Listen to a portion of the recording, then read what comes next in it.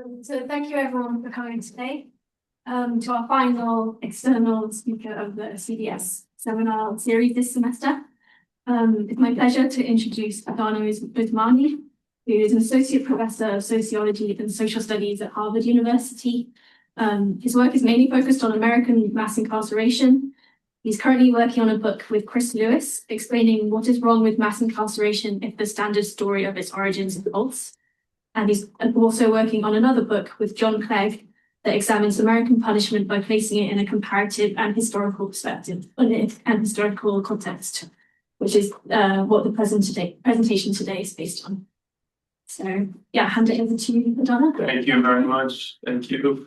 Hi, everyone. Thank you to everyone who helped organize this. I really appreciate this opportunity. So as I was saying just earlier, there are kind of like two versions of this talk that I could give. I think one is the 55-minute version and one is slightly longer. I think I'm going to go with, we'll see how it goes, but I think I might get through the negative part of the argument. I might try and convince you that we don't yet have a good explanation for mass incarceration. That'll be the 55-minute version. And then if you'd like, you can ask me in the question and answer session my own positive take, and that'll be the longest. But we'll see how we go. Might be that I get through it. I want to begin with a graph that I think all of you have seen before, where it's more or less obligatory to begin any presentation on mass incarceration with, which is with a graph of the incarceration rate in the United States over the last 150 years. The phenomenon known as mass incarceration is here on the right-hand side of this graph. One thing I want you to observe, though, about this graph is that even though when you look at this graph, you see something that you would call the puzzle of mass incarceration, which is the explosion in incarceration rates. To actually absorb the force of the puzzle of mass incarceration, I'd actually need to show you not this graph, but actually this graph. Because the puzzle of mass incarceration is actually fundamentally a comparative and historical puzzle.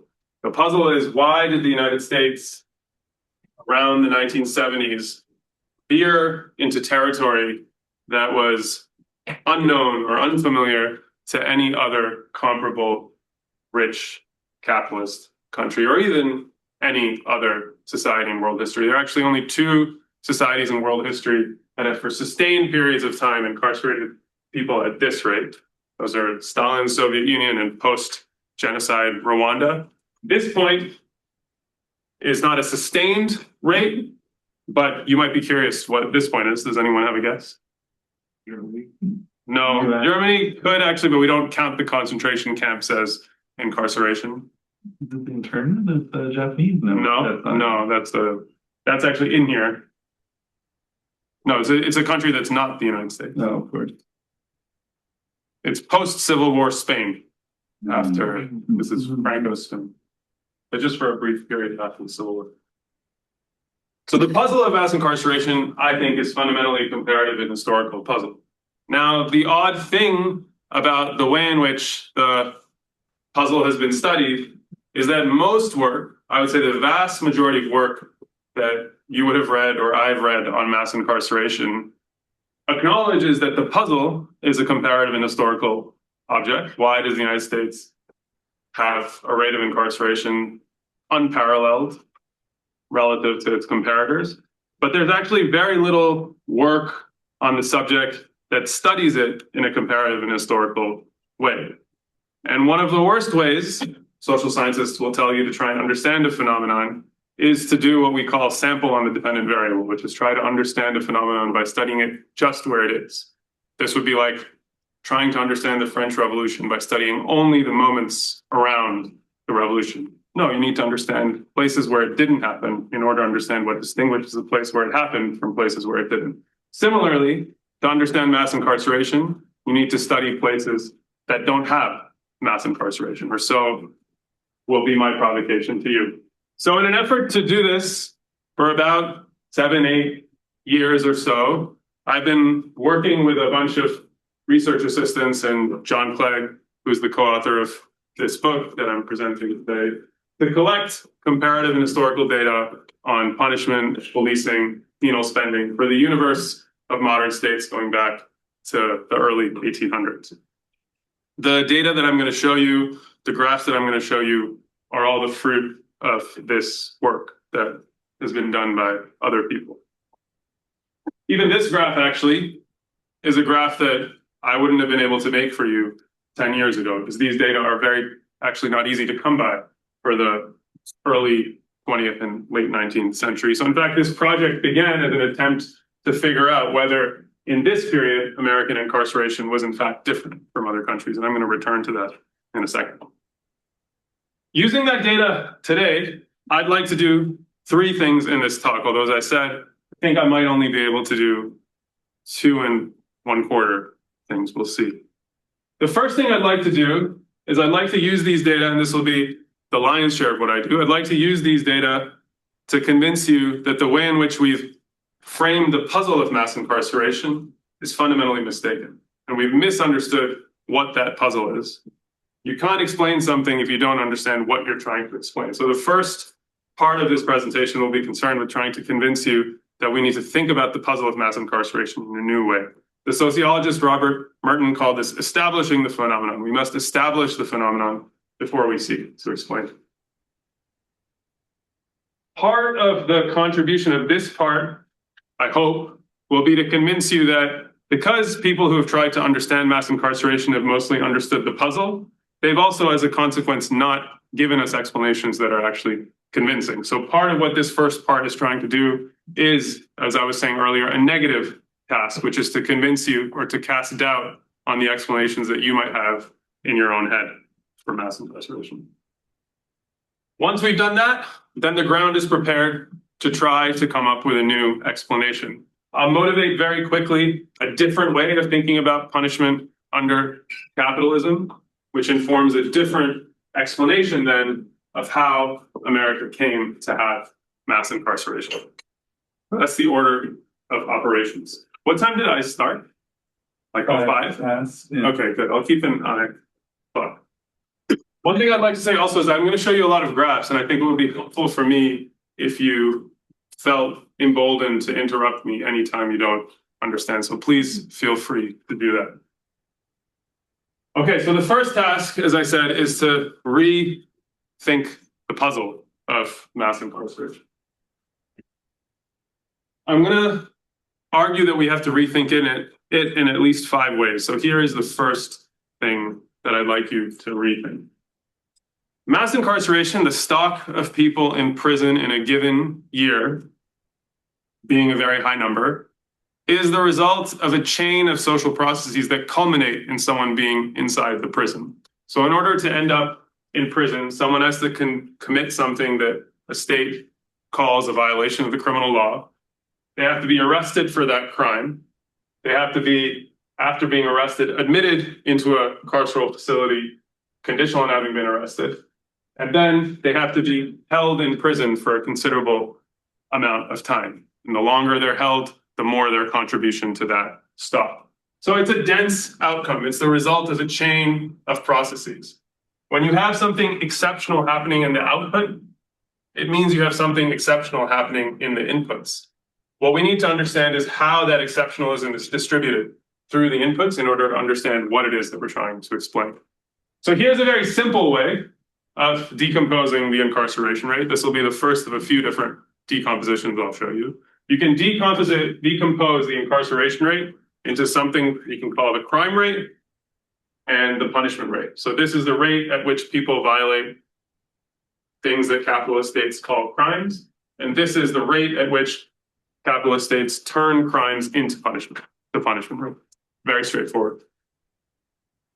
I would say to you, I'll just say this right now as a provocation, I would say to you that most accounts of why America has mass incarceration are accounts of its punishment rate. Most accounts of why America has mass incarceration are accounts that fixate on the idea that for one reason or another, America turns crime into rates of punishment at rates that are higher than other comparable countries. That's true, I'd say, of probably the most famous account, which is the New Jim Crow. or related accounts like that. Also true of institutionalist accounts. Also true, I think, of various radical accounts like Ruth Gilmore's famous account in Golden Gulag. Now, in trying to measure the crime rate and the punishment rate, we face an obvious challenge, which is that crime is actually very difficult to measure across place and time. There are some conceptual difficulties, but I actually don't think those are the central ones. The central difficulty is that crime is very difficult to measure. If today you went to the website of the United Nations Office of Drug and Crime and downloaded crime statistics for capitalist countries around the world, you would find that the highest crime rate in the world is, does anyone want to guess which country has the highest crime rate in the world? On the UNODC's website? Mexico. It's much more fun if you guess. Colombia. Colombia, that's a good guess, but no. The most crime-ridden country in the world is Sweden. Now, why is the most crime-ridden country in the world Sweden? Because Sweden has the greatest state capacity of any country. It has the greatest ability to record crime. And so you can't simply use the crime rate. You need to measure something that you think all capitalist states are measuring more or less reliably that is also correlated to this thing that we call crime. And so I would argue to you, I'll propose to you, I'm not going to spend a lot of time defending this because we'll run out of time, but I propose to you that we can use the homicide rate to reasonably measure this thing that we call the crime rate. Now, there is a challenge here because, of course, the United States is inundated with guns, and guns can shift the ratio of homicide to crime. We can come back to that, and I can talk about that in the Q&A. But if you grant me that we can measure the crime rate by the homicide rate, we can make our first decomposition. We can make this graph. So before I show you this graph, why doesn't everyone just take 15 seconds to imagine what you would see if I show you this decomposition? It's helpful to have your priors before you see my graphs. So what do you think you would see? I'm not going to ask you, but just imagine it. Okay. Now imagine, let me show you the first decomposition. So here we have mass incarceration. We have the incarceration rate almost at its peak. I think these are averages over 2000 and 2020. So this is the United States for 20 years sustained a rate of around 650, 700 per 100,000. These are other comparable rich capitalist countries. This is the homicide rate, and this is the punishment rate.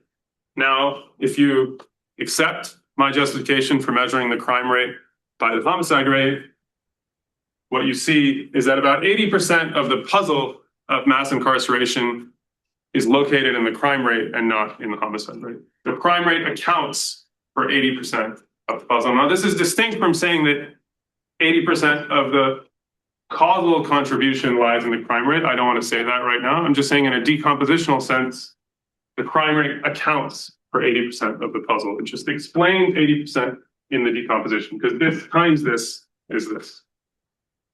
Okay, that's the first thing.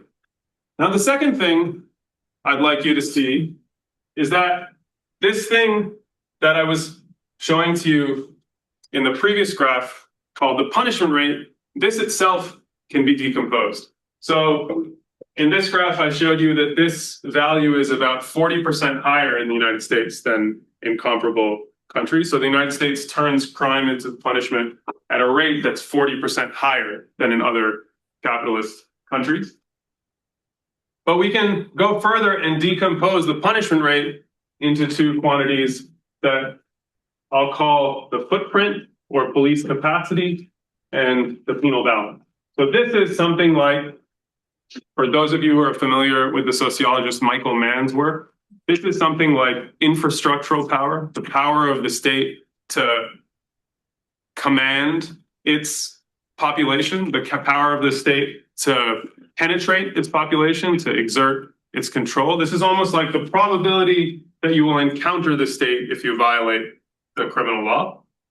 And this is what the state will do to you if you are so encountered. So this is what Michael Mann calls despotic power and infrastructural power. So infrastructural power is the infrastructure of the state. Despotic power is the rate at which the state turns its presence into a stock of prison.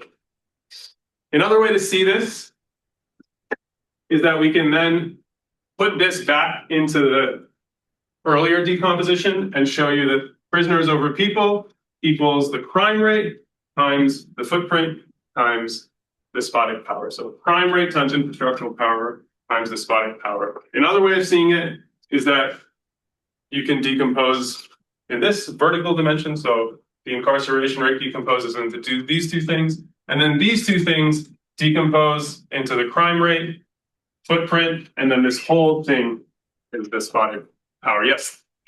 Why do you call it penal balance instead of despotic power? I would say that's a great question. I would say, actually, I was just thinking, like, why do we do that? And I think the reason is that despotic power is the concept that I'm trying to capture with this ratio. I wouldn't want to identify that concept with this ratio because despotic power can involve much more than simply the way in which the state turns you into the rate at which the state turns its police presence into a stock of prisoners. Like if you think, for instance, of the first pages of Foucault's Discipline and Punish, that's the state exhibiting its despotic power. For those of you who haven't read it, this is a scene that once you read it, you will remember where you were when you read it. I read it as an undergrad, and I remember exactly where I was sitting in the library when I first read that page. This is a scene in which Foucault is describing the way in which the French state is torturing someone for the crime of, I don't even know if it was attempting to commit saying it was attempting to kill the king. And so that wouldn't register in prisoners over police, but that's a form of despotic power. Okay, so now, again, I'd like you to just think about what if I show you this. Now I'm gonna put some numbers on this. I'd like you to think about what you expect to see in the United States if I were to show you this. And I should actually just say before I do that, that there are two other concepts here that I went through and skipped, which are important to think about as well, which are two concepts that criminologists talk about a lot, which are certainty and severity, which are to be distinguished from infrastructural power and despotic power. So certainty is the probability that you will be admitted to prison conditional on committing a crime. What are the chances that you'll be effectively caught? And then severity is the length of time that you'll be held there conditional on being admitted to prison. And you can see that certainty and severity have a relationship between infrastructural power and despotic power, but they're not cutting this decomposition in exactly the same place. They cut it in different places. I won't say very much about certainty and severity, but I will say one thing. So I wanted you to see those as well. But let's focus on this one for now. So I'd just like you to imagine what you think you'd see if I were to show you this. Just form your priors based on what you understand the literature to suggest. And then I'd like to show it to you. Okay. So this is what you get when you decompose in this way into you decompose the punishment rate into infrastructural power and despotic power, or police capacity and the penal balance. Now, what you see, of course, is that the United States has far less infrastructural power than other developed countries, but has far more despotic power, or uses far more despotic power. The probability of encountering the state is about 5 times lower in the United States, conditional on committing crime. But the chances that you will be turned into a prisoner and held there for a long time, conditional on encountering the state, is much higher. Weak infrastructural power, high despotic power. This is going to be the central puzzle I'm going to propose to you of mass incarceration to make sense of this. I'm just going to show you the other decomposition that I adverted to, which is the one that also allows us to see certainty and severity, because I think you'll see something surprising when I show you that as well. Many people think of mass incarceration as a regime of extraordinary severity. They identify American incarceration with the length at which people are confined in prison. But actually, if this is right, and there are some difficult decisions that we have to make in order to make a graph like this, and I can talk about these in the appendix, in the Q&A. But if those decisions are correct, actually the United States is not meaningfully distinguished by severity but actually it's distinguished more than anything by the rate at which it turns arrestees into admissions. For those of you who are familiar with the debate about mass incarceration, you might know this book by John Pfaff, which was a criticism of the standard story. And John Pfaff said, one of the things that changed really significantly over time to give us mass incarceration is that the courts started to radically up the rate at which they process people they arrested and turn them into admissions. This is the plea bargain, you might say. Like, this is the collapse of criminal procedure in the United States. Cross-nationally, if this graph is correct, the same thing is true, that the United States is distinguished by the rate at which it takes people it arrests and turns them into admissions. It is also distinguished slightly, not as significantly, but also by the rate at which police turn out arrests. So the two things that distinguish that the United States that together produce high certainty, although actually you can't see that ordinary level of certainty in this graph, are the rate at which police produce arrests and the rate at which the courts turn out admissions. Severity, the rate at which people are held, is not actually that much higher. Okay, I just want to actually pause here to ask if there are any questions, because that is a lot of information, but it's important information to absorb if we're to understand the puzzle. And while you think, I'm going to just ask someone if I can steal some water, because I forgot my water bottle. I'll go get you a bottle. Oh, that'd be great. Thank you. Thanks. And yes. So okay, like when you mean like the rate at which they're held, would that mean that in theory they're being released? So it's like it involves like length as well? Yes, exactly. Yeah. So this ratio reflects both the rate at which people come in, the rate at which the time they spend, and the time they spend is going to be a function of whether they're released and how long it takes for them to be released. Yeah. So the rate at which they're held is not that much, is not the thing that distinguishes American mass incarceration from other. That's at least what this graph says. Yeah. And I guess as a quick follow-up, in Yeah. terms of somebody being readmitted, Yeah. how does that adjust the data? If they're readmitted for a new crime, then they are effectively just a new admission. There is some thank you so much. There is some complication here with people who are admitted on parole violations, but these get counted basically as a new admission as well. Yeah, great questions. Any other questions that I can? Yeah. Oh no, that's okay. Any other questions? Okay, then I'm going to push on to the third thing I wanted to say about the puzzle. The third thing I'd like you to see about the puzzle, I'd like you to see differently about the puzzle, is I'd like you to see the puzzle in historic, I'd like you to see the decomposition that we just made in historic perspective. Now, one of the main, basically the main dividend, the purpose of collecting data for 8 years, 9 years, was to make the graph that I'm about to show you. That was the main objective of that data collection. So we can take exactly the snapshot decomposition I showed you and make it over 150 years. So this is what you get when you make that graph over 150 years. You have the incarceration rate. I'm going to actually come back to talk about this graph in a second, because this graph actually holds a surprise, I think, which I want to return to. You have the homicide rate, or what we use as a proxy for the crime rate. You have infrastructural power, and you have despotic power. What I'd like you to notice, there are many things to see in this graph, but the main thing I'd like you to notice is that even though mass incarceration is new, so mass incarceration is a phenomenon of the last 20, 30 years, that's when America had outlying rates of incarceration.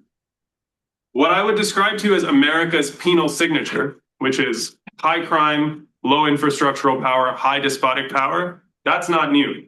That's not something that transpired only in the last 10, 15, 20 years. That's longstanding. That existed in the late 19th century, even back to the mid 19th century. So mass incarceration is not new, but the penal signature of which mass incarceration is a symptom. Sorry, mass incarceration is new, but the penal signature of which mass incarceration is a symptom, that's not new. And that's going to be a very important clue in trying to understand what mass incarceration is and what explains mass incarceration. Maybe my central provocation to you today is going to be that in order to understand mass incarceration, we have to look not to the 1970s, but back to the deep past of American history. That's the reason that this talk is titled From Plantation to Prison. And we'll come back to that in a second. Okay, that's the third thing. The fourth thing I want to show you is what I said I'm going to come back to in this graph. So I showed you this graph at the beginning. This is from the early 19th century to the present.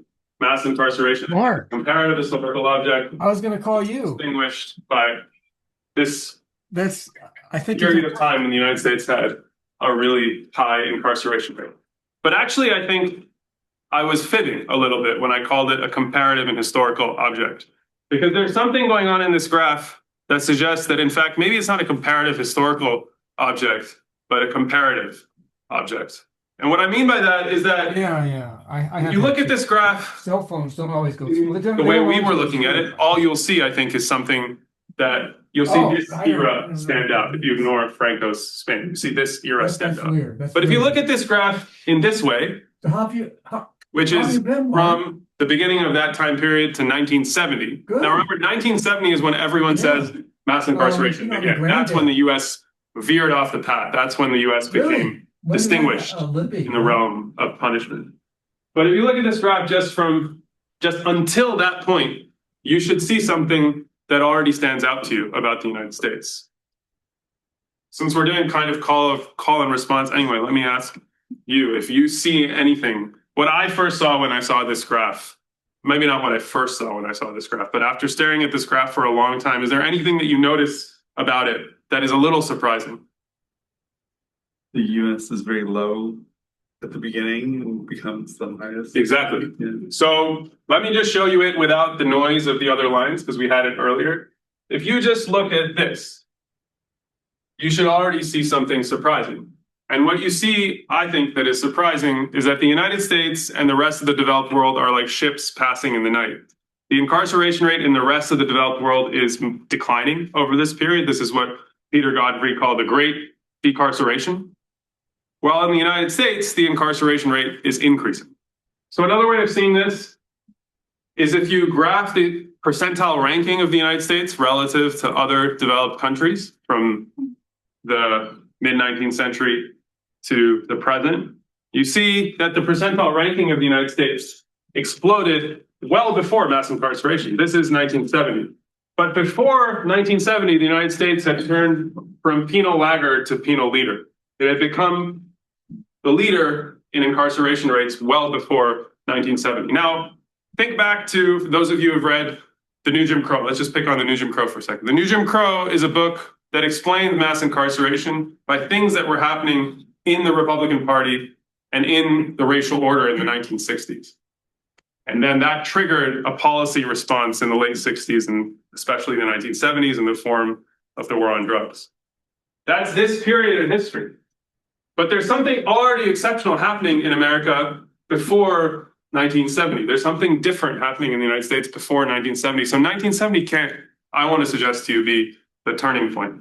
So one way of thinking about this argument that I'm going to make to you is that there's always been, to me, something strange about the argument of the New Jim Crow. Because on the one hand, the New Jim Crow is motivated by this observation that I think is totally correct, which is that something as world historical as mass incarceration obviously must have an explanation that runs to the core of what makes America different from other countries. There's something fundamental about America's social structure that has generated mass incarceration.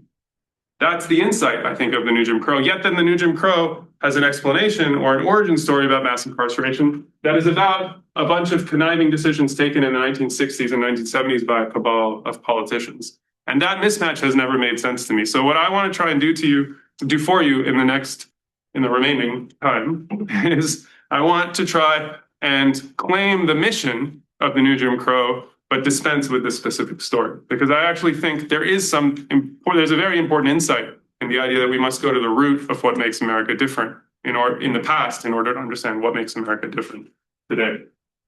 Unfortunately, I don't think, we'll see how long. Okay, the fifth thing relates directly to this observation. The fifth thing is that we can do this decomposition also by race. So here's a graph of the black and white incarceration rates over this same period.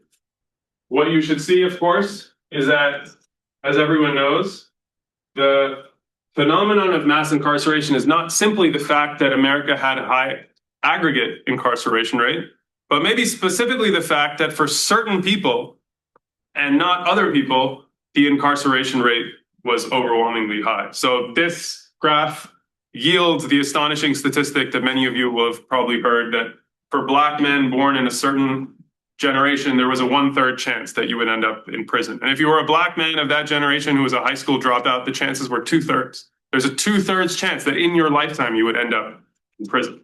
But mass incarceration, when David Garland coined the term, was meant to denote not just a high aggregate rate, but a high aggregate rate that was concentrated in a particular part of the population. You can, of course, make the same decomposition by race. Now, when you make that decomposition by race, again, many different things that you'll see, but there's one thing that stands out that I want you to focus on, which is that the high rate of incarceration in Black America is a product of the fact that the penal signature that I said distinguishes the United States from the rest of the world is at its most pronounced in Black America. So homicide rates are much higher for Black Americans than for white Americans. The footprint, the police over homicide ratio, is much lower in Black America than in white America. This is always the fact that surprises people the most, and so we can dwell on it later in the presentation in the Q&A. But the police over homicide ratio, the infrastructural power of the state, is at its weakest in Black America. But then the severity or the despotism of what happens to you upon encountering the state is at its apex in Black America. So again, one way of summarizing this would be the United States is to the rest of the world, or Black America is to white America as the United States is to the rest of the world.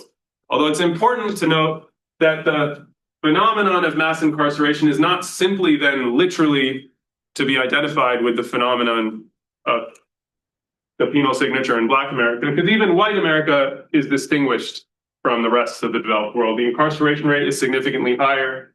The homicide rate is significantly higher. The footprint is significantly lower, and despotic power is significantly higher. So this is not only a story of what's happening in Black America, but it is in large part the story of what's happening to the poorest, most disenfranchised people in the United States. Okay, so let me summarize these 5 things, and then I want to take stock of the time. So in summary, what I suggested to you was that you can't have an explanation of mass incarceration unless you first understand the explanandum, unless you first understand the thing that we're trying to explain. And in 5 ways, I was trying to suggest to you that we haven't yet properly apprehended that explanandum. The first thing is that crime is a huge part of the puzzle. Second thing is that, yes, as institutionalists or the New Jim Crow account or the radical account, the Golden Gulag style Gilmore account will tell you, there is something exceptional about the rate at which the United States turns crime into punishment, but it's not the main part of the phenomenon, and more importantly, it itself hides something that's incredibly exceptional about the United States, which is that the state's infrastructural power is exceptionally weak, and its despotic power is exceptionally metastasized. Third, while mass incarceration is new, this penal signature, high crime, relatively ordinary punishment, but very low infrastructural power, high despotic power, that itself is not new. That extends back into the past of American history. Fourth, something very important happened in the United States before 1970. And fifth, the US is to the rest of the world as Black America is to white America. And actually, interestingly, I can show you in some appendix slides, also this regional pattern ends up being very important because the South is a huge part of the puzzle, especially earlier in the late 19th, early 20th century. Okay, let me now take stock. So that was about 35 minutes. How is everyone feeling like in the mood for just the negative part, or would the positive part also be nice to hear? What do you think? Would you like to hear the positive part?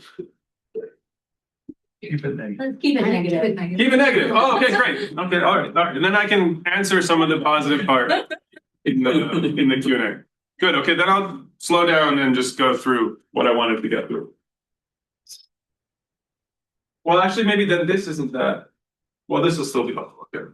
So the first part was let's rethink the explanandum. The second part, I've been very influenced by this book that I read on Bayesian social inference, which argues that mainly what we're trying to do in the social sciences, or really any science, is we're trying to accumulate evidence to adjudicate between many different theories of the world. So one way in which you can think about what I've done so far is I've presented you some facts, which, if correct, should have cast doubt for you on some of the leading explanations of mass incarceration, and therefore require us, I think, to propose a different explanation with which those facts are better aligned. So what I'm going to do for you right now, even though you've asked not for the positive part of this presentation, I'm going to just give you the flavor of that alternative explanation and then dwell a little more for you with the concepts that I introduced on the puzzle. And then that's probably where we'll end. So in order to understand this alternative explanation, you need to understand that in building this alternative explanation, it was our ambition to subsume the case of American mass incarceration into a general theory of crime and punishment under capitalism or in modern societies. We wanted an explanation of mass incarceration that explains how mass incarceration is the kind of thing you get when you have this sort of capitalism or this sort of social structure. So in order to do that, we need to go back to our theories of crime and punishment in modern society to build anew a theory of crime and a theory of punishment under capitalism. What we propose is that the object of this theory should be something that we call a penal regime. A penal regime is a particular way of distributing the benefits and burdens of crime and the things that the state can do to respond to crime. Crime is a burden. Crime is a burden for ordinary people. But the way in which the state fights crime is also a burden.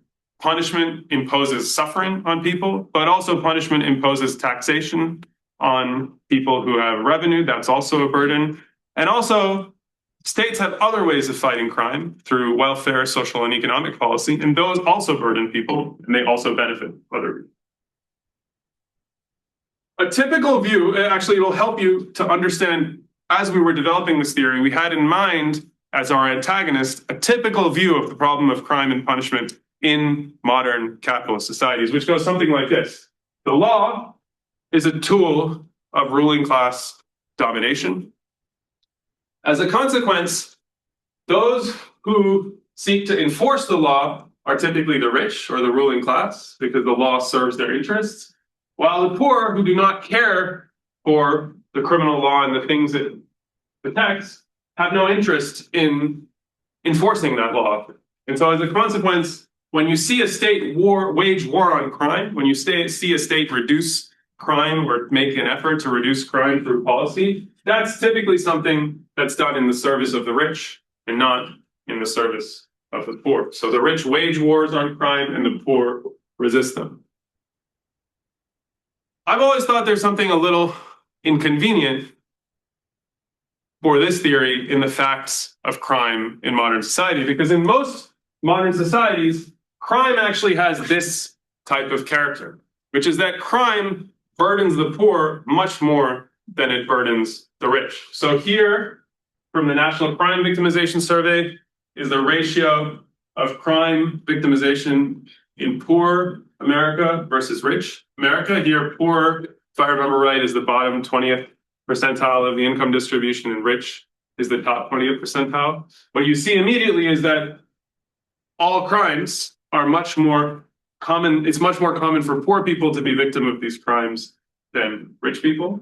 Now, obviously, in the National Crime Victimization Survey, you don't have measures of victimized by homicide or victimized by murder, but we have homicide rates or gun violence rates at the level of census tracts, and this is ordered by census tract income, and you can see that gun violence is much, much more common in poor parts of the United States than rich parts. Yes. So, so part of the time you choose to use homicide as the measure to assess crime is because there's a body, and so Yeah. that like crime occurred. Yeah. But all these things that you're identifying here could also be explained as we don't report them, like the rich don't report rape and sexual assault and robbery, or maybe we call it something that's not called robbery. But in the poor communities, this is exactly the proxy for the occurrence of crime. So how do you? That's a great point. Maybe it could be clarified. Maybe part of the answer would just be to clarify this data source. So this data source is a household survey. They go around to, I think it's about 100,000 Americans every month, and they ask them for their experience, and they take a lot of pains to define exactly what the crime they're looking for consists in. So some of that I think will be obviated by the fact that this is a crime victimization survey with an instrument, and this is not about who calls the police to report crime or who calls the police to say, I think I've been robbed or something like that. This is people with a enumerated survey going around and asking people. Does that allay the concern? A little bit. I mean, I think there's like a more sort of theoretical question. Like, I don't know if you called anybody and said like, after, in the midst of the Great Recession, like, did you experience robbery? And they're like, no, but actually, like, we all just lost our pension. Oh, I see what you know what I mean? So like yes. that's you're allaying part of the concern, but I think part of it is like how we identify, like what we define as these offenses are things that we sort of mark as happening. Totally. Yes. Okay. So I think this calls for a more involved discussion of what we take the crime rate to be, which I think I'd like to postpone. Is that okay? Because I don't think I can do that justice. You have to ask questions. Yes, I did. But I forgot to tell you that hard questions shall be punted to the end. Easy questions shall be answered now. Okay, so that's the first fact that I take to be slightly inconvenient for that theory. The second fact, which is not actually inconvenient for that theory, but I think is helpful to know in order to build a new theory, is to observe that in all capitalist democracies, it is much more expensive to fight crime via social and economic policy than via penal policy. So penal policy, because it's hyper-targeted, is always a cheaper way to repress crime than social policy. So here we have, this is data from the United States. Here we have the stingiest welfare state in the advanced capitalist world and a penal leviathan. So this is the metastasized penal state in the developed world and the weakest welfare state. And you can say the weakest welfare state spends about 12 times more on social policy than penal policy, even though it's a penal leviathan. So these ratios are much larger in the Scandinavian countries than they are in the United States. So that's the second thing I want you to just have in mind. And the third thing that I'd like you to observe is that this refers to what I'm going to say to you are the two tools that states can use to control crime: welfare or punishment, or social and economic policy or penal policy. But within penal policy, the decomposition has already suggested to you that there are multiple ways to discharge punishment. So you could discharge punishment, or you could have a penal regime that uses infrastructural power rather than despotic power, or you could have one which uses despotic power rather than infrastructural power. What I'd like to suggest to you is that a high infrastructural power regime distributes the burdens of punishment in a more egalitarian, although still unequal, but more egalitarian way than a regime that is characterized by high despotic power. High despotic power concentrates the burdens of punishment on those who actually meet the maw of the state. So think back to Foucault, regicide, the person in the public square. The reason that the early modern state used extreme spectacular severity in that case was because it had basically no chance of catching other people who were violating the law, and so it made an example of the person that it could catch. So you can think if you could calculate something like the Gini coefficient of the burdens of punishment in that case, and it would be extremely high because all of the burdens of punishment are falling on one person. As infrastructural power advances, as certainty, as the might of the state grows, the burdens of punishment can be distributed more equally. Okay, so these three things can help us, I want to suggest to you, craft 4 theses about punishment under capitalism. The first, this is kind of an assumed premise, is that states, as I've said to you, have these 2 tools to fight crime, punishment and welfare. Now, that very first graph that I was showing you that suggested that it's the poor who are most victimized by crime under capitalism suggests to me that actually the people who are the main beneficiaries of wars on crime, now I'm setting aside the way in which this war is conducted, but if you were to just snap your fingers and reduce crime as a violation of the criminal law in most capitalist societies, what you would see is that the major beneficiaries would be the poor, not the rich. The second thesis is that when the poor have power over the state, they will seek to wage this war via the welfare state, via social and economic policy. That is the way in which the poor will choose to wage the war on crime if they control the state via social democracy or social democratic party. Yes. Can you quickly clarify what a war on crime, like what is A war on crime is just a kind of like cutesy version of saying crime reduction. and that benefits the poor? Yes, by simple, almost by definition, given the graphs that I showed you earlier. So if you take this graph and you were to just say, let's eliminate all crime, the people who would be, just let's look at this graph. You were to say, let's snap our fingers and eliminate all gun violence. The people who would benefit the most are the people who are in the poorest parts of the United States. That's the second thesis, or that's the first thesis. And then the second thesis is that the war on crime will be a war on poverty if the poor are in charge. The third thesis is that insofar as you use the state's welfare arm to reduce crime, you need not use punishment. You need not use its penal arm. So the welfare state opens up space for penal reform. One way you might think about this is, how is it the case that Norway can have prisons and that are actually nicer than many college dorms? Well, that's because social policy has expanded to such an extent that Norway can afford to have very, very low levels of deterrence, very low punishment, because social policy is accomplishing so much in those countries to reduce crime. And then fourth, punishment is despotic when the state is weak or when the poor are divided. There are 2 paths to despotism. A weak state, so think back to Foucault and the man convicted or accused of regicide. That's a weak state seeking to make an example by concentrating the burdens of punishment because it doesn't have the infrastructure to use infrastructural power. Or when the poor are divided, and we'll have to come back to this in the US case, because this ends up being very important, I think, to the US case. Okay, so now we have the ingredients for a new theory. We have a new way of thinking about the puzzle. And what I'm going to end with, I think, is the final bit of the negative part of this presentation, which is suggesting to you, it's almost going to get you to the tip of the explanation, and then we'll just pause. We can use these tools to rethink the puzzle of punishment in a way that almost invites us to answer what explains mass incarceration in a new way.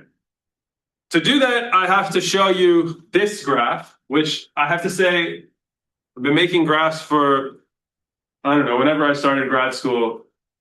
This is my favorite graph I've ever made. But the difficulty I have is that my co-author thinks this is the worst graph that we've ever made. And so you'll have to do it. This graph allows you to see the decomposition, but in a slightly different way. So on the y-axis, just let's focus on this box first. On the y-axis, you here have the punishment rate. And on this axis, you have the homicide rate. So any point in this space gives you the incarceration rate. The incarceration rate is the product of the y and the x, right? So the incarceration rate is in this space. And I've given you here lines that denote points where the incarceration rate is equal. So the incarceration rate is 100 at all points in this line, where the punishment rate is this and the homicide rate is this. Does that make sense? No? Good, great. Let me try and explain it another way. So if you take a point and you just put your finger on it, if you go to the y-axis, you'll get the punishment rate of that point. And if you go to the x-axis, you'll get the homicide rate. And when you have those 2 numbers, you can multiply them and get the incarceration rate. So any point, so can you read this number? Not really, right? 20. This says 100. So if your incarceration rate is 100, that can be produced in many different ways, all of which are given by points on this line. So you can have a high homicide rate and a low punishment rate, that'll give you 100. Or you can have a high punishment rate and a low homicide rate, that'll give you 100. And then on this graph, you have, so this graph gives you an incarceration rate. This graph is the punishment rate, which was the second part of the decomposition. And the punishment rate decomposes into the penal balance, prisoners over police, and policing capacity, police over homicide. So again, any point in this space can give you the punishment rate, and lines give you points where the punishment rate is equal. Now, you can take this graph and visualize the path to mass incarceration by putting the US at different points in its history and the rest of the world at different points in its history in this space. So we can begin by just looking at the present. The present is that we are at different endpoints in this space, right? Today, the incarceration rate and the punishment rate are in different places in the United States than in the rest of the world. But also, what this graph tells us is that these things, even when they're relatively similar, as in this graph, can be produced in very different ways. So we can just step through this in order. So here, the first thing that should stand out to you is that the United States and the rest of the world, the United States and the rest of the world are at very different lines of equal incarceration, right? The rest of the world is at about 100, and it's produced with a relatively low homicide rate and a punishment rate that is relatively kind of similar to the punishment rate in the United States, but the United States is distinguished by its high homicide rate. So you can see the first decomposition visually, and that the US is in this part of the space, US is in the top right, and the rest of the world is in the top left, which means crime is much higher in the US than in other countries. Does that make sense? On the other hand, in this, you can see that even though the punishment rate is relatively equal, which you can also see by the fact that these 2 points are in similar position here, the US's similar punishment rate is produced in a radically different way than the punishment rate in the developed world, where here in the US, the punishment rate is produced with lower policing capacity and higher despotism, lower infrastructural power, higher despotism. In the rest of the world, it's higher policing capacity and lower despotism. Can you see that also? Okay, great. So now we can visualize how these different places got to this point over 150 years. So one last thing I'll say before I show you this is that when you're trying to puzzle about two people or two travelers who end up in different points in space, you can end up in a different point in space when two people are going.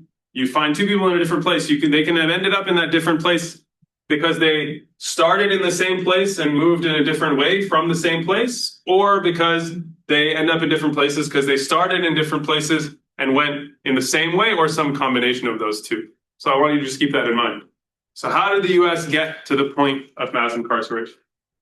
The first thing is that at its origins in the 1850s, which is when it's like basically the first time that it's feasible to measure these things,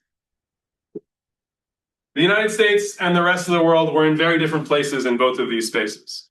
So again, the naive conventional view of mass incarceration, the US was once like other countries, now no longer, doesn't make sense given this graph. They were in different places, even going back to the mid-19th century.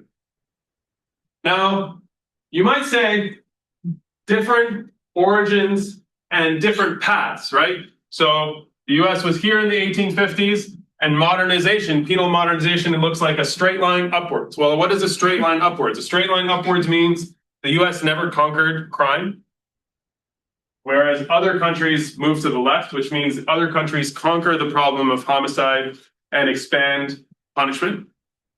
Whereas in the United States, you had expansion of punishment without the conquest of crime, right? That's a signal difference. And in this graph, you see something even more revealing, I think, which is in this blue line, you see the story that Foucault is telling in Discipline and Punish, which is that you see an expansion of infrastructural power and the decline of despotic power. But what do you see in the United States? You see exactly the opposite.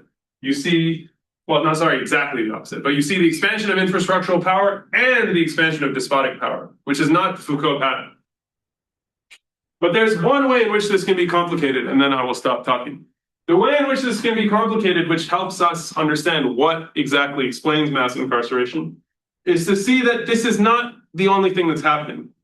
In fact, you can do what I did with the graph I showed you earlier, which is truncated in the 1960s, and see that already in the 1960s, as I said to you, something different is happening. These places are already moving in different ways. So the United States is failing to conquer crime. The other countries are conquering crime. The United States is expanding infrastructural power and despotic power, and the Foucault pattern is underway in the rest of the world. But then, and this for me was like a beautiful moment when I realized this and made it in the graph. Since the 1960s, in fact, movement in these two regions has actually become more similar. And so when you put this together, what you see is actually the path to mass incarceration is a story of how you get to different endpoints by starting in a different place, initially moving in very different ways, and then later moving in more similar ways. So I'm going to skip a lot and not give you the explanation and just give you the conclusion, because I feel like the conclusion captures what this graph shows you. And for when I saw this graph, I thought this is actually maybe the main takeaway of the rethinking the puzzle part of this book, which is that, okay, now we're going to skip. We can come back to this if you'd like.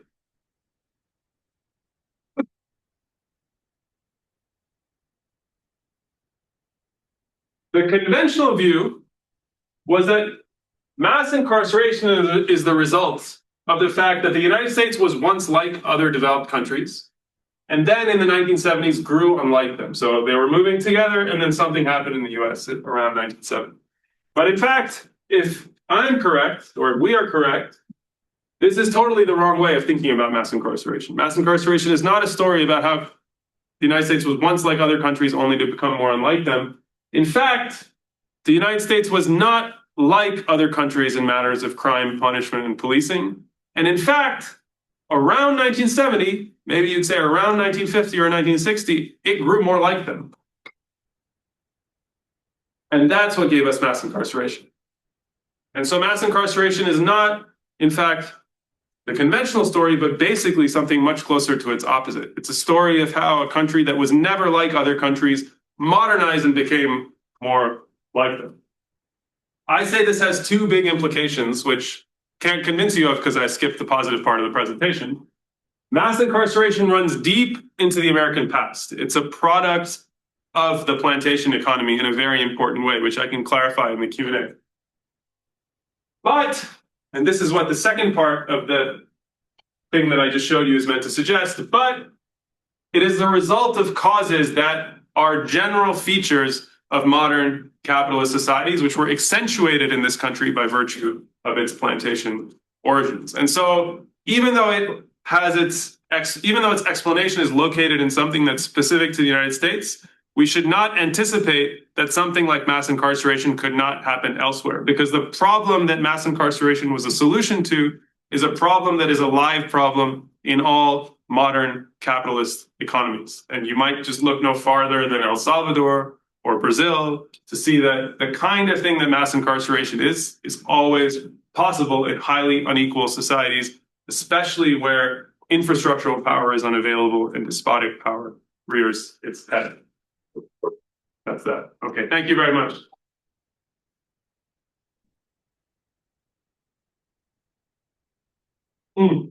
So Yes. you kind of got to the question I was going to ask in that last sentence, but the decision to sort of bracket this off for only developed countries. Yes. Is that a result of statistics being available, or a decision to say something about a certain kind of state or how we understand the state? No, it's more the first, I would say. Okay. It's more that basically it's not really feasible to collect good data for most of the countries that you would say are like the US in another sense, but developing or poor countries. So we had in mind when we first started this project that we'd collect a lot of data on Latin America and the Caribbean, which were other slave societies that didn't get mass incarceration. And we were able to get reasonable data on imprisonment and policing, but the further back you go, very difficult it becomes to collect those data. But I can say also that I think theoretically, the story might still be relatively straightforward and easy to tell about those societies, which is that one thing that happens when you compare the US to those societies, even just in the present, is you see that the United States is in one sense like those countries and in another sense not like those countries. So one way in which we might summarize it is it's like those countries in the sense that it has high levels of violence. Mhm. It's unlike those other countries and it has rich country levels of state capacity. And so mass incarceration, when you put it in comparison to those countries, what you see is like mass incarceration is the result of a rich country with developing country levels of violence, but developed countries levels of state capacity. And what that suggests is that those other countries, as they advance, as they develop, if they follow something like the American path, which is a path in which you develop without conquering the problem of homicide or conquering the problem of crime, then in fact mass incarceration is always a live possibility, because mass incarceration then becomes the way in which developing a state with state capacity responds to the problem of violence. So you might say like the US shows to those countries a possible image of their future. So they're there, but it's like the reason that they're not in the graphs is because it's very difficult data to collect. They do appear in the book, but like it's, the fool's defense to say, read the book. That's what I was. Thank you. Yeah, great question. Thanks. Yes. Yeah, thank you. I wanted to ask you about state capacity. State capacity. Yeah, because a lot of the talk, I think, showed quite compellingly, right, how, or irrefutably, how the United States was historically a low state capacity society. And yet, in the end, now listening to you talk, you unambiguously describe it as a high state capacity country because it fits more in the developed economies. Well, it's like, is Right. Steve Nash a tall man? It depends. Yeah, right. Do you see him in the park or do you see him on the floor of the Staples Center? Yeah. But I think I guess my question is how committed to describing the U.S. as a high state capacity society are you? And particularly in light of a kind of third variable issue, is there a way in which the United States' inability to in your terms, conquer the problem of crime? Yeah.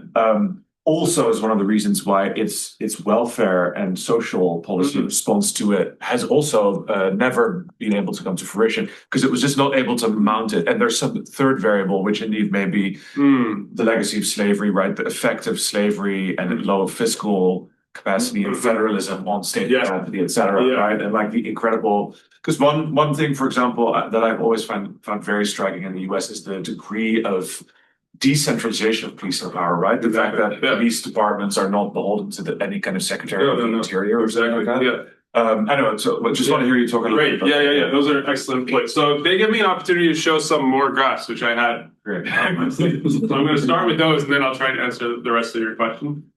So let's just start with like the simplest measure of state capacity. The simplest measure of state capacity. Well, let's take two measures of state capacity. One measure of state capacity would just be the amount of money that the state spends as a proportion of the economy. So government spending over GDP. So I have a graph like that.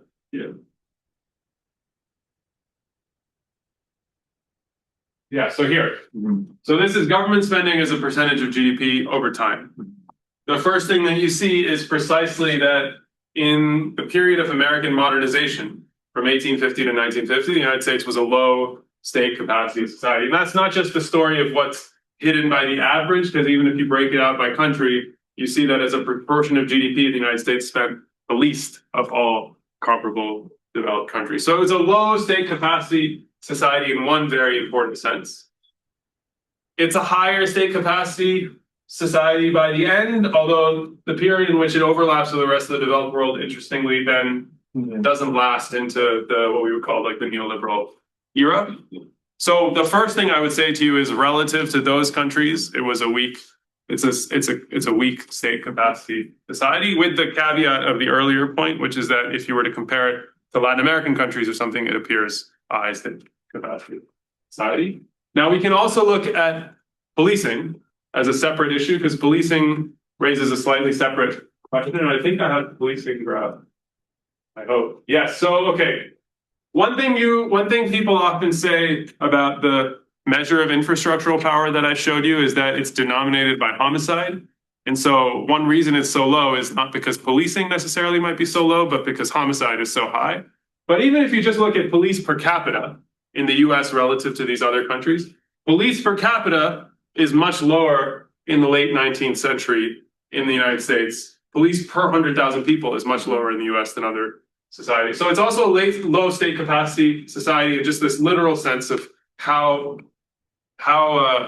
does a state penetrate its population? Not even relative to crime, just how does it penetrate its population? Now, I think this is a product of the fact that obviously it raises less revenue as a share of its economy, but also, as you were saying in your question, policing in the United States is basically a quasi-private good.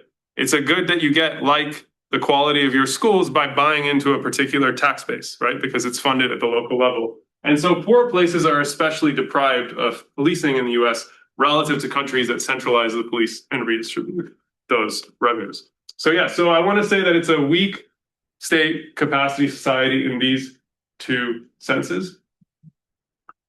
Shit, there was another part of your question that I forgot that I wanted to say something. Third variable, that Yeah. there's some other legacy that is both low state capacity and welfare as well as Yes, yeah, exactly. So let's see if I can find that.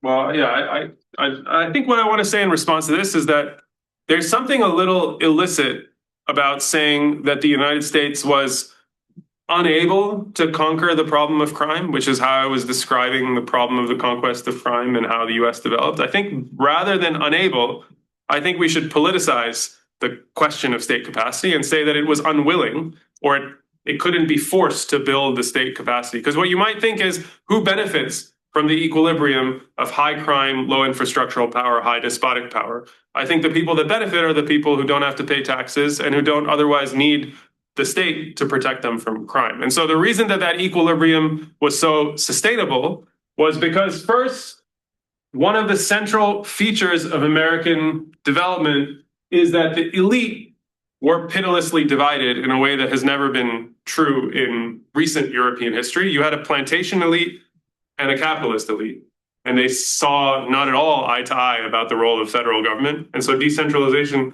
American federalism, is partly an artifact of that schism. This is not an original argument. This is the argument of Richard Bensel, who's at the political science department here. So that's one part of it.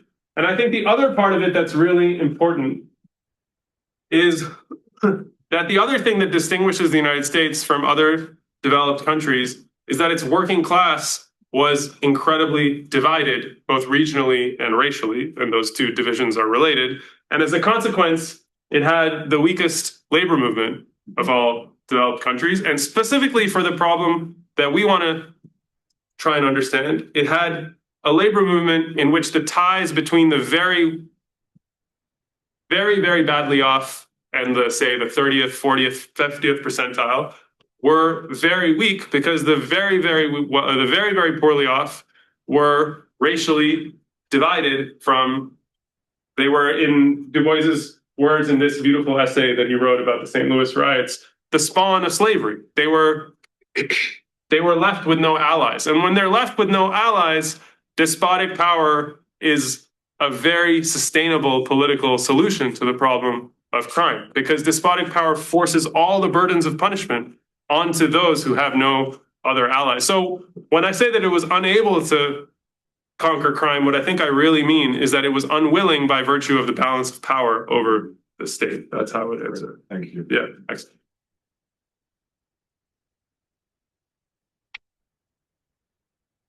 Any other questions? Yeah. Can you say something about the plantation part of the story? Yes. So the way in which I would say the plantation is thought to be relevant to the puzzle of mass incarceration in the conventional story of mass incarceration is through, I would say, the idea that mass incarceration produced something in American culture, a form of punitiveness that has then yielded the rates of incarceration that we see today. But I want to suggest that the way in which the plantation matters is not cultural or ideological, but political and economic. And essentially, the way in which it matters is via the two things that I was emphasizing in my answer earlier, which is that the first way in which it matters is that America took what my co-author John calls the slave road to capitalism. And the slave road to capitalism consisted centrally of the fact that the elite were pitilessly divided over the role of the federal government, with the result that the federal government played a much weaker, more muted role here than elsewhere. So that's the first sense in which the plantation matters, is in dividing the elite. And then the second sense in which the plantation matters is that the plantation is the central reason, I would say in some very important sense, for the divisions within the working class. So you have the plantation dividing the elite and the plantation dividing the working class. And those two things set the political and economic coordinates for American modernization. They mean that the state is weaker, infrastructural power is more underdeveloped, and they mean that welfare is retrenched. And therefore, the state doesn't fight crime with welfare, it doesn't fight crime with infrastructural power, and when it does choose to fight crime, it turns to its despotic arms. Yeah. I was gonna say, so in the time period in which we were trying Yeah. to be more of a rehabilitative state, right? Which time period would you say that was? What do you have in mind? I think just before like the 1950s, Like, 60s yeah. civil rights era. Yeah. How would you explain like the foundation we set and then being more welfare and then that kind of like shock that's the typical rhetoric to Yeah. Like how did the plantation cause that? Like, That's a great question. Okay, let's look at this graph together.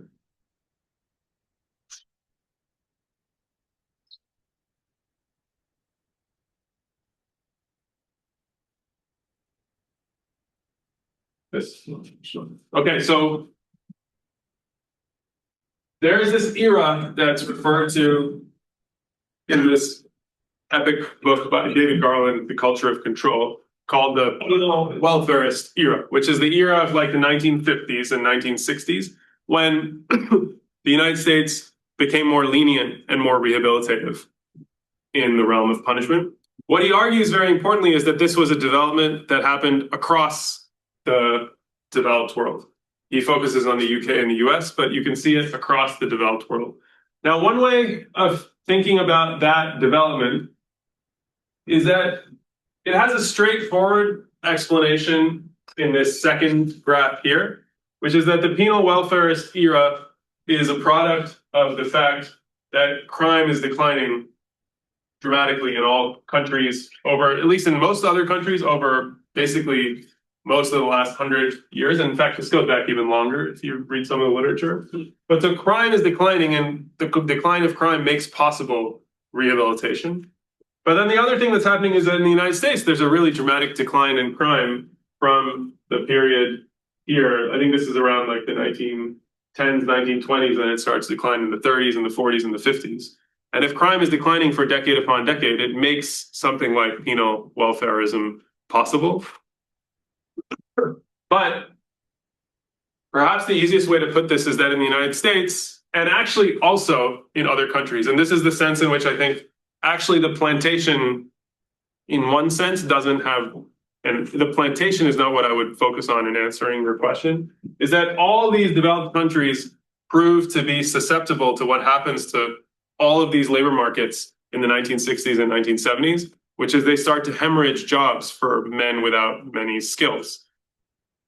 And because they all hemorrhage jobs for men without many skills, the crime rate starts to go up in the US, but it also goes up, you can't really see this in this graph, it also starts to go up in other countries. And so none of these countries are prepared then, and the penal welfarist era collapses as soon as crime rises. The sense in which that's explained by the plantation in the United States is that the plantation explains why the level of homicide is so much higher in the United States. And it also explains, I think, in another sense, why the US is vulnerable to this rise, because the US never had a social democratic party, it never had a tradition that could have managed the changes in the welfare, changes in the labor market. But of course, again, that's also true of other countries as well. But yeah, what a good question. Yes. It's maybe a broader question. So you've got lots of other countries share the history of plantation and capitalist economies, but only Which ones do you have in mind? No, like that's one of your past slides. You said this is a generalizable Oh, yes. phenomenon. But then only the US, we are observing this different historical paths of development. So do you think it's because only US among all the countries that share the capitalist economies and plantation history that have a regionally and racially divided working class and divided elite that cause the endpoint results? Yeah, I think maybe to answer that question, I should walk back something I said earlier a little bit, which is that when I say that this is the result of the plantation, I don't mean to say that this is what I was trying to emphasize in saying that these causes are generalizable. I don't mean to say that this history is the only way in which something like mass incarceration could have arisen. What I mean to say is that the plantation is responsible for producing a particular balance of power, like a very divided elite and a very divided working class, that produces the phenomenon of mass incarceration. But you could have arrived at that problem or that phenomenon, that balance of power, in a very similar way. You could have in a very different way. You could have a non-plantation route to a divided working class and a non-plantation route to a divided elite and to a weak state. And I think that's the kind of thing that you see in Latin American countries like El Salvador and Brazil. It's not, I wouldn't even maybe call it a divided elite, but an elite that is unwilling to fund the central state, that then also has a working class that's not able to win social democracy, and as a consequence is turning to despotic power. So it's like the plantation is America's specific route to a general balance of power that could produce this phenomenon anywhere. And how about other countries with plantations? And currently we also see plantations. Yeah, which ones do you have in mind? That's what I wanted to know what you like. By plantation, I mean slavery. Right. The reason we do from plantation to prison, and I think our editor will make us change this, is because it's alliterative. But really, we mean from slavery to mass incarceration, right? From Caribbean Sea countries. Yes. Yeah. Yeah. So I think and this goes back to the question that you asked. I think the thing that distinguishes the United States from those countries and from the developed world is that, as Abraham Lincoln said, America was half slave and half free.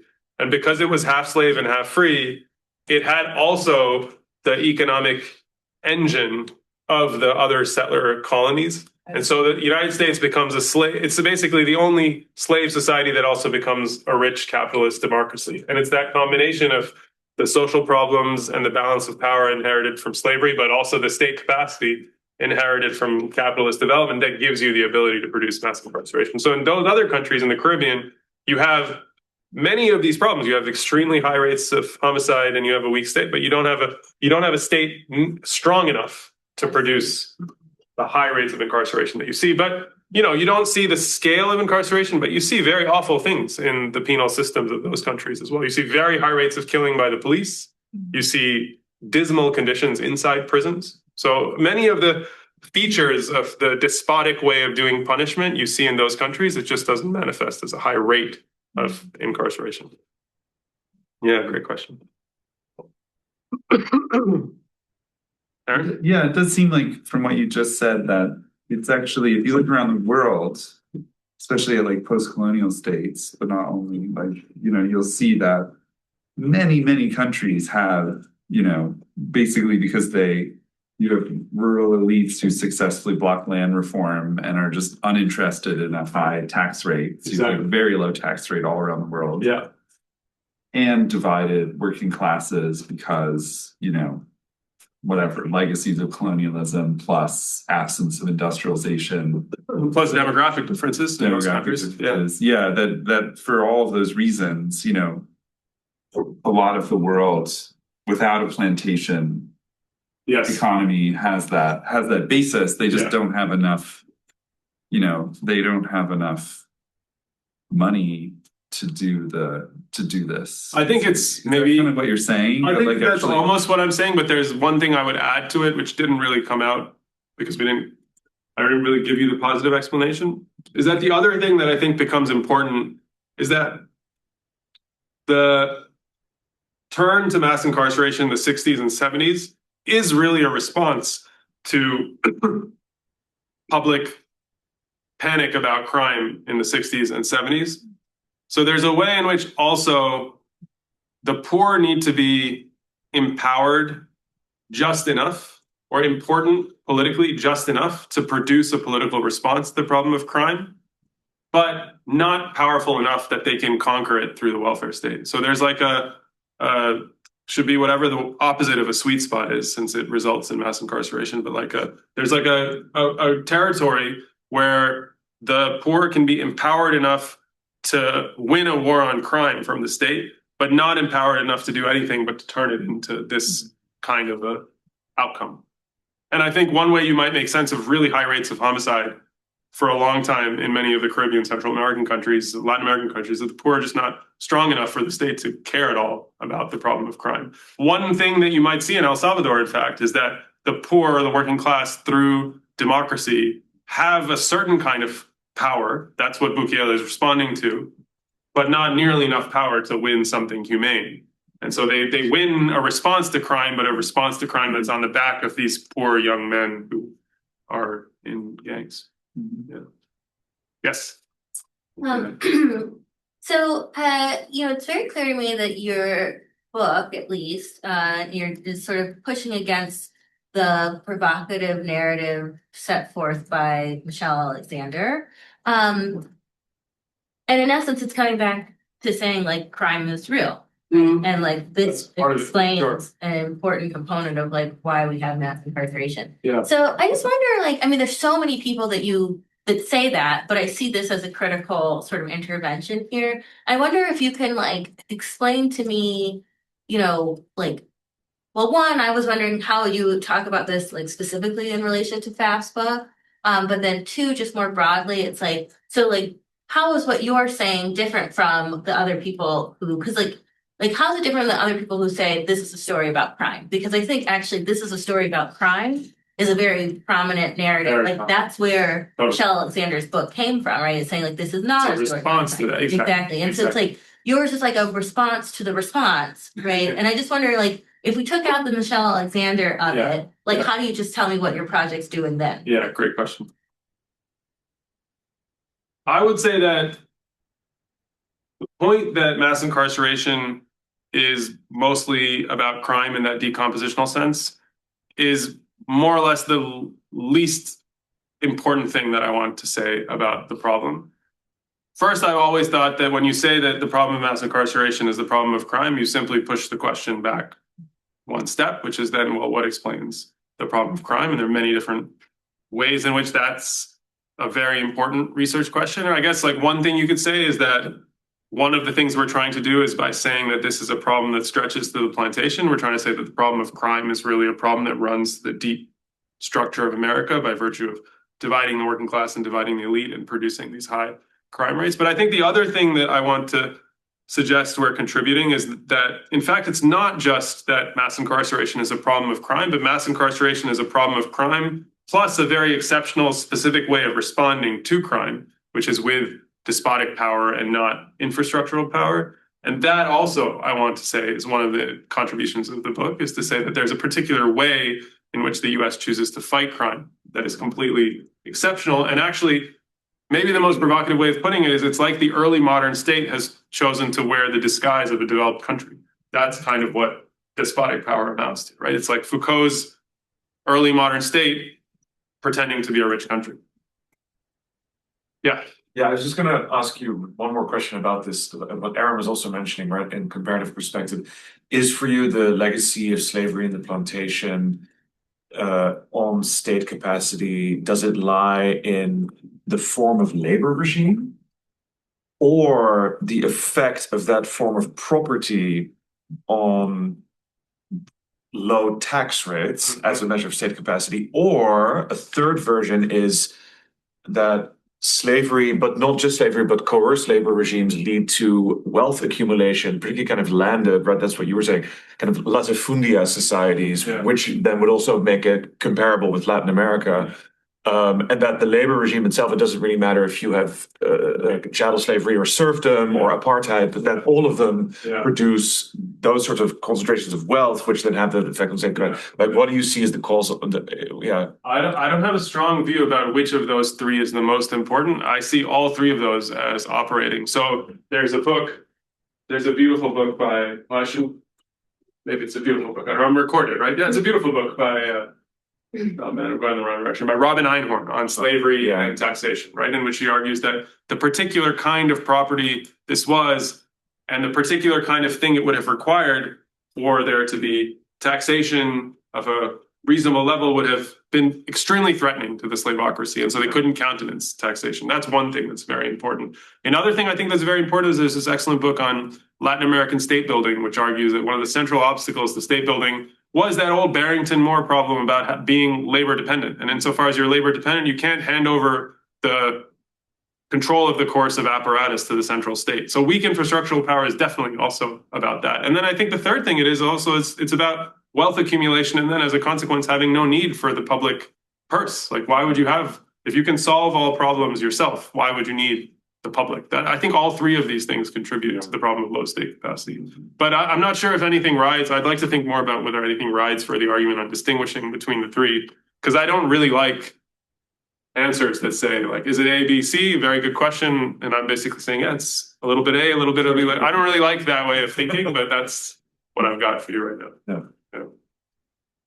Excellent. Part of what you're saying also is that like the US has very low levels of police, but those are mostly basically private police. Like those are equivalent to effectively private police. Yes, exactly. Which is a very common low income country model. Exactly. I mean, this is, I think one reason that it was very easy for me to think about this problem in this way is that this is what policing is in the country that I'm from, in Pakistan. Is like policing is basically a quasi-private good. It's like, yeah, you have police if you live in a certain part of the world, a certain part of the city, and you don't have police if you otherwise. And otherwise, also the rich supplement with private security, which also happens in the United States. There's a huge amount of private security.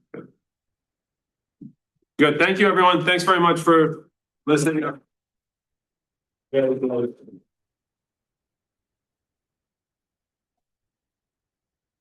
Thank you. It's fascinating.